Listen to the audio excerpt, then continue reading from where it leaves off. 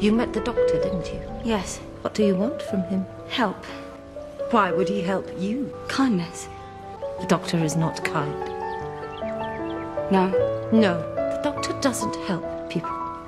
Not anyone, not ever. He is not your salvation, nor your protector. He was different once. A long time ago. Kind, yes.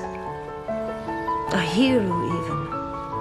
A savior of worlds. But he suffered losses which hurt him. Now he prefers isolation to the possibility of pain's return. We are the doctor's friends.